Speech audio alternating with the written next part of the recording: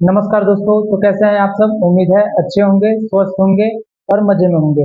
जैसा कि आप सब जानते हैं कि 18वीं लोकसभा का चुनाव हो चुका है और जितने भी 18वीं लोकसभा के जो दावेदार थे वो जो है फाइनली मतलब लोकसभा में आकर के शपथ समारोह में भाग भी ले चुके हैं।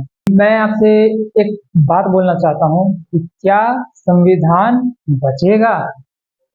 ये मैं आप लोगों से इसलिए बोल रहा हूँ कि जैसा कि अभी प्रोटेम स्पीकर का जो है उम्मीदवारी को लेकर के अभी जैसा चर्चा में चल रहा है, पूरा बवाल हो उठा है।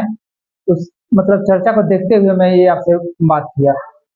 जैसा कि मतलब लोगों का दावा था कि मतलब किसी और को बनना, ये देख रहे थे कि कोई और बनेगा, लोगों का चाहना था। और जो भी नेता है विपक्ष में या फिर जो भी नेता, उन लोगों का मानना था कि एक पार्टिकुलर एक नेता बनेंगे। लेकिन जिन्हें चाह रहे थे वो नेता ना बन करके कोई दूसरे नेता बन गए। जो अभी प्रोटेम स्पीकर का जो शपथ ग्रहण किए हैं वो हमारे हैं बी मेहताब, जिन्हें राष्ट्रपति जी ने शपथ दिलवाया है। अभी फिलहाल में ही शपथ दिलवाया है 24 को ही, यानी कि 24 जून को ही शपथ दिलवाया गया उन्हें। लेकिन यहाँ क्या मतलब पहले से चलता आ रहा है कि जो सबसे मोस्ट सीनियर होगा, जैसे संसद में चुन करके 543 सदस्य आते हैं, ठीक है, तो उनमें जो सबसे मोस्ट सीनियर होगा उन्हें जो है प्रोटेम स्पीकर का पद दिया जाता है और उन्हें जो है राष्ट्रपति के द्वारा शपथ ग्रहण कराया जाता है। लेकिन यहाँ तो जो सबसे मोस्ट सीनियर थे वो दूसरे कोई थे, लेकिन यहाँ पे जो है बी मेहताब को शपथ ग्रहण कराया गया। तो इसी बात को लेकर के मैं आप लोगों के बीच आज ये इसी बात पे चर्चा करने वाला हूँ। प्रोटेम स्पीकर विषय पर मैं आप लोगों के साथ चर्चा करूँ उससे पहले मैं आप लोगों को प्रोटेम स्पीकर के बारे में एक संक्षिप्त जो है जानकारी दे देता हूँ कि जो भारतीय संविधान है उसका आर्टिकल 94 में मतलब व्याख्या किया गया है कि भारत की लोकसभा की सत्र जब तक प्रारंभ होगा तब तक स्पीकर अपने पद पर बने रहेंगे। यानी कि आप साधारण भाषा में ये कह सकते हो कि जब जब तक मतलब प्रारंभ सत्र नहीं हो जाता है, जब तक कि लोकसभा का सत्र प्रारंभ नहीं हो जाता है तब तक जो है वहां पे स्पीकर बने रहेंगे अपने पद पे। यानी कि नया सत्र प्रारंभ होते ही स्पीकर अपना पद छोड़ देंगे, ठीक है। अर्थात 24 को ही ओम बिरला जी ने अपना पद छोड़ दिया और उनके जगह पे एक अन्य व्यक्ति को कार्यवाहक स्पीकर के रूप में नियुक्त किया गया। और उनका जो है नियुक्ति राष्ट्रपति के द्वारा किया गया और नियुक्ति के साथ साथ शपथ भी जो है राष्ट्रपति के द्वारा ही दिलाई जाती है, जिन्हें की प्रोटेम स्पीकर बोला जाता है। और जो जिनका काम होता है मुख्य रूप से जो भी नए सांसद लोकसभा में चुन करके आते हैं, जो 543 सांसद आते हैं उन्हें शपथ दिलाना इनका मुख्य काम होता है, जो मुश्किल से 2 या 3 दिन का होता है। ये मतलब छोटे टाइम पीरियड के लिए बनते हैं, जो मुश्किल से 2 या 3 मतलब बस इनका काम होता है कि शपथ दिला देना है। जो भी 543 सांसद चुन करके आए हैं उन्हें शपथ दिला देना होता है। अब मैं आपको बता दूं कि जो 543 सांसद होते हैं उसमें सबसे मोस्ट सीनियर जो होते हैं उन्हें जो है ये जिम्मेदारी दिया जाता है, यानी कि प्रोटेम स्पीकर बनाया जाता है, उन्हें शपथ दिलाया जाता है। लेकिन उनके साथ साथ जो है 3 और जो है जो सीनियर होते हैं, मोस्ट सीनियर जो होते हैं संसद, उन्हें भी शपथ दिलाया जाता है, ताकि यदि जो प्रोटेम स्पीकर हैं वो एक दिन में या फिर नहीं शपथ दिला पाते हैं तो उनके जगह पे जो 3 लोग और जो जिन्हें शपथ दिलाया जाता है वो शपथ दिलाने में जो और लोगों का जो 543 सांसद होते हैं उन्हें शपथ दिलाने में मदद करे, वो उन्हें शपथ दिलाए। लेकिन इस बार का जो है 18वीं लोकसभा का जो अभी बैठक हुआ जिसमें मतलब प्रोटेम स्पीकर को जो है शपथ दिलाया गया, इसमें इंटरेस्टिंग ये देखने को मिला कि जो सबसे मोस्ट सीनियर थे वो कांग्रेस के लीडर थे के सुरेश, ठीक है, जो केरल से आते हैं। लेकिन उनके जगह पे किसे शपथ दिलाया गया? बी मेहताब को। बी मेहताब जो कि बीजेपी के लीडर थे। तो यहाँ तो मतलब एक कड़ी टूट गया कि जब सबसे सीनियर को दिलाया जाता है लेकिन यहाँ सबसे सीनियर को नहीं दिलाया गया। ये सबसे इंटरेस्टिंग इस बार देखने को मिला। और तो और जो प्रोटेम स्पीकर के साथ साथ 3 लोग और को जब शपथ दिलाया जाता है, जिनमें उनमें जो है के सुरेश का नाम था सीनियर ऑफ जो सांसद होते हैं उसमें, लेकिन उन्होंने शपथ लेने से मना कर दिया, जिस कारण जो 2 लोग और व्यक्ति थे उन्होंने भी मना कर दिया कि मैं भी शपथ नहीं लूंगा, मैं भी जो है प्रोटेम स्पीकर के जो है लाइन में नहीं आऊंगा, मैं भी किसी को शपथ नहीं दिलाऊंगा, ऐसा करके उन्होंने भी शपथ लेने से मना कर दिया। अब मैं आप लोग को बताऊं कि जो बी मेहताब हैं उनका ये 7वां कालखंड है, और जो के सुरेश हैं उनका ये 8वां कालखंड है। ठीक है, तो इन दोनों में तो सीनियर के सुरेश हुए, लेकिन इन्हें ना बना करके जो है प्रोटेम स्पीकर बी मेहताब को बनाया गया। तो सवाल यहाँ ये उठ रहा है कि क्या यह संविधान का उल्लंघन है? क्या ये पहले दिन ही संविधान का उल्लंघन किया गया? और इस पर जो विपक्ष जो है मतलब संविधान की सुरक्षा की गारंटी लेकर के बैठा है कि मैं गारंटी लेता हूँ उसकी सुरक्षा का, तो क्या उसे पहले दिन से ही कार्य दे दिया गया? इस पर अब सरकार की बात को समझते हैं कि उनका क्या कहना है। तो जो उनका संसदीय कार्य मंत्री हैं किरण रिजिजू जी, उन्होंने राष्ट्रपति को मतलब बोला कि मैं जो बी मेहताब है उन्हें प्रोटेम स्पीकर के लिए आपके पास भेज रहा हूँ शपथ ग्रहण के लिए। ठीक है, लेकिन ये बात जैसे ही सामने आया तो जो कांग्रेस है, जो मुख्य रूप से अब विपक्ष कह सकते हैं, वो लोग सामने आए और प्रोटेस्ट करने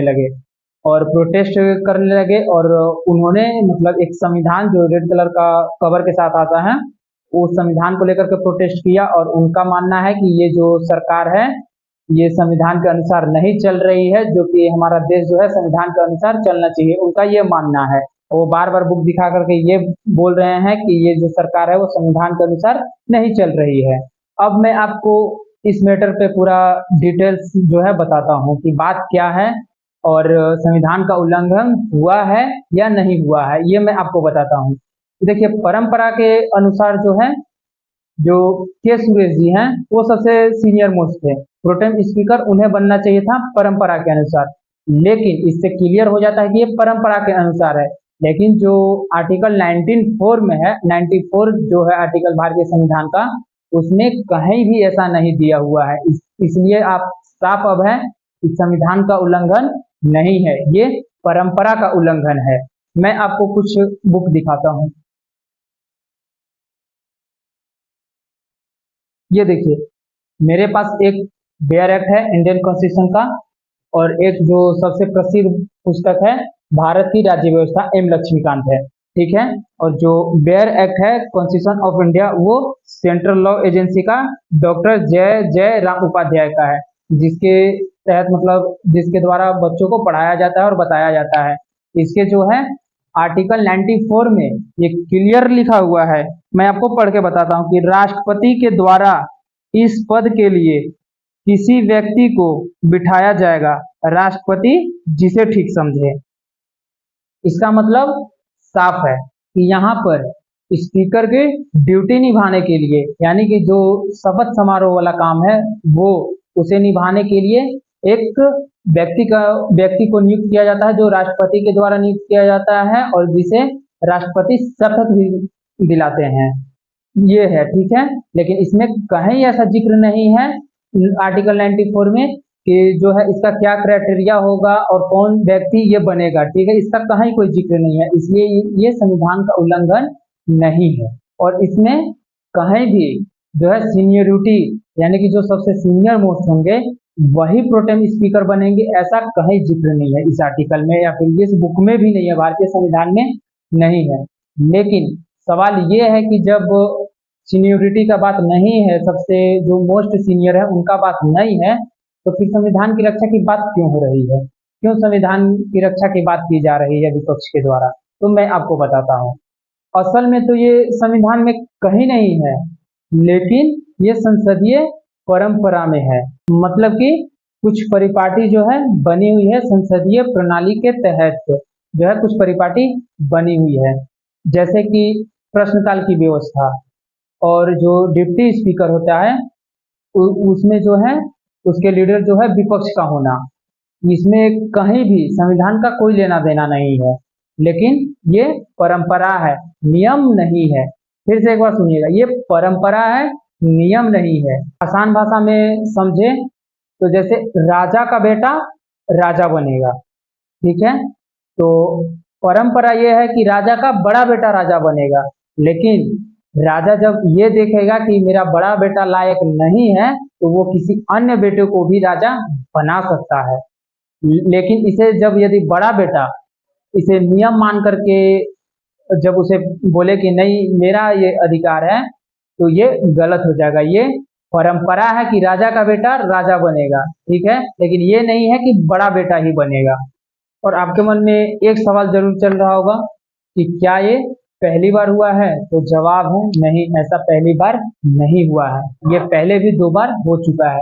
एक बार हुआ था 1956 में और दूसरा हुआ था 1977 में, यानी कि ये पहले भी हो चुका है। और जब ये इस बार हुआ है तो ये कुल मिलाकर के 3 बार हो जाएगा, यानी कि ये तीसरी बार हो जाएगा। इतनी बात तो आप समझ गए, लेकिन अब इस पे राजनीति कैसे किया जा रहा है ये मैं आपको बताता हूँ कि किस तरह जो है मतलब आम जनता को जो है एक आड़ लेकर के आम जनता के आड़ में जो है कैसे राजनीति खेला जा रहा है वो आप इस बार देखिएगा कि इसके बारे में मैं बताता हूँ कि इस पर क्या राजनीति चल रहा है। अब इस पर कांग्रेस का जो है क्या कहना है कि जो के सुरेश हैं वो एक दलित हैं और आप दलित होने के कारण इन्हें जो है आप प्रोटेम स्पीकर नहीं बना रहे हैं, तो वो जो है यहाँ पे दलित का नाम दे दिए, ठीक है। अब यहाँ पे सरकार का क्या पक्ष आ रहा है? सरकार का कहना है कि जो एम मेहताब हैं जिन्हें मतलब प्रोटेम स्पीकर बनाया गया है, जिन्हें शपथ दिलाया गया, वो लगातार 7 बार जो है लोकसभा में बैठ रहे हैं, यानी कि लोकसभा के सदस्य रहे हैं। जबकि जो के सुरेश जो हैं वो 2 बार हार चुके हैं, एक 1998 में और दूसरा 2004 में वो 2 बार हार चुके हैं, इसलिए उन्हें नहीं बनाया गया। सरकार का ये पक्ष है। अब इस पे जो है फिर कांग्रेस का क्या कहना है कि जैसे आप बोल रहे हैं कि जो है लगातार 7 बार जीत करके एम मेहताब आए हैं, वैसे तो 7 बार लगातार जीत करके और भी दूसरे जो है नेता आए हैं और भी दूसरे सांसद आए हैं, जिनमें कि इन्होंने चिगाजी नागी जो भी हैं 7 बार वो भी जीत करके आए हैं, लेकिन वो जो हैं वो भी दलित हैं। तो कांग्रेस का कहना है कि आप उन्हें क्यों नहीं बनाए, आप वो दलित हैं इसलिए आप उन्हें नहीं बनाए। तो इस पे जो है सरकार की तरफ से जो सुधांशु त्रिवेदी जी हैं उनका कहना आया कि ठीक है, आप यदि के सुरेश जी को लेकर के इतना आप प्यार जता रहे हैं तो आप उन्हें जो केरल से हैं और एक दलित भी हैं तो आप उन्हें केरल का मुख्यमंत्री ही क्यों ना बना देते हैं, और वो भी नहीं तो आप फिर जो विपक्ष के नेता घोषित कर दीजिए। इतना सब होने के बाद अब आते हैं हम लोग निष्कर्ष पे। निष्कर्ष ये है कि कहीं भी आर्टिकल का उल्लंघन नहीं है इस बात से, और आर्टिकल का उल्लंघन नहीं है मतलब इन द सेंस हो गया कि संविधान का उल्लंघन नहीं है।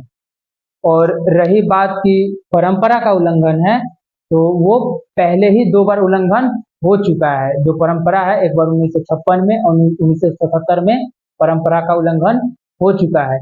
तो इस बात पे आपका क्या कहना है, अपनी जो है प्रतिक्रिया जरूर दें। और इस बात से तो आप समझ गए हो कि किस तरह राजनीति किया जाता है जो है आम आदमी के साथ। और हमारे चैनल पे नए हैं तो हमारे चैनल को सब्सक्राइब कर लीजिए और अपने दोस्तों रिश्तेदारों तक शेयर कीजिए। और हमारे चैनल पे यदि आप सब्सक्राइब किए हैं तो आपका जो है ये व्यर्थ नहीं जाएगा। आपसे वादा है कि आपको जो है एक से एक बेहतरीन जो है न्यूज आप तक पहुंचेगा और नॉलेजेबल न्यूज पहुंचेगा, और जिससे कि आपको मतलब फायदा है, नुकसान नहीं है। आपको बस कितना सेकंड लगता है सब्सक्राइब करने में, मुश्किल से 1 सेकंड। और यदि आप यहाँ तक आए हैं तो सब्सक्राइब कर दीजिए, एक लाइक कर दीजिए, जिससे कि हमारा मनोबल बढ़ जाए। धन्यवाद।